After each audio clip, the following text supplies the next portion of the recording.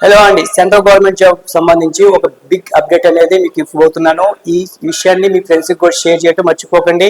Central government లో మనకి SHGD constable రాబోతుంది. 40 నుంచి 50,000 వేకెన్సీస్ రాబోతున్నాయి. ఇది కేవలం 10th క్లాస్ క్వాలిఫికేషన్ మీదనే ఉంటుంది. ఏజ్ వచ్చేసి 18 నుంచి 23 ఇయర్స్ వరకు ఉండాలి జనరల్ వాళ్ళైతే. అలాగే SC ST వాళ్ళకైతే 5 ఇయర్స్ ఉంటుంది. ఎక్స్ట్రా OBC వాళ్ళకైతే 3 ఇయర్స్ ఉంటుంది. హైట్ వచ్చేసి జెంట్స్ అయితే 170 ఉండాలి, లేడీస్ అయితే 157 హైట్ అయితే ఉండాలి. ST వాళ్ళకైతే కొంచెం తక్కువ ఉన్నా కానీ సరిపోతుంది. ఓన్లీ ST వాళ్ళకే హైట్ తక్కువ ఉన్నా సరిపోతుంది. అలాగే ఎగ్జామ్ వచ్చేసి ఇక్కడ ఒకటే ఎగ్జామ్ ఉంటుంది. ఆ ఎగ్జామ్ కూడా arithmetic 20 marks, reasoning 20 marks, English 20 marks, general studies 20 marks ఇవ్వడం జరుగుతుంది. టోటల్ గా 80 మార్క్స్ పేపర్ ఇస్తారు. ఒక క్వశ్చన్ కి 2 మార్క్స్ ఉంటుంది.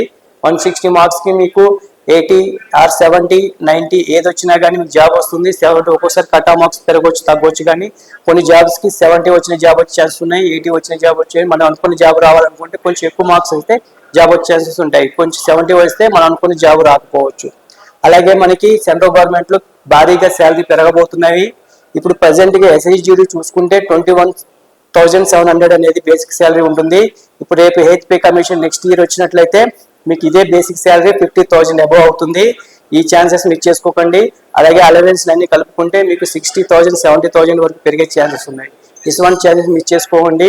గవర్నమెంట్ జాబులలో మీకు చాలా చాలా చాలా పెద్ద శాలరీస్ రాబోతున్నాయి సెంట్రల్ గవర్నమెంట్ లో.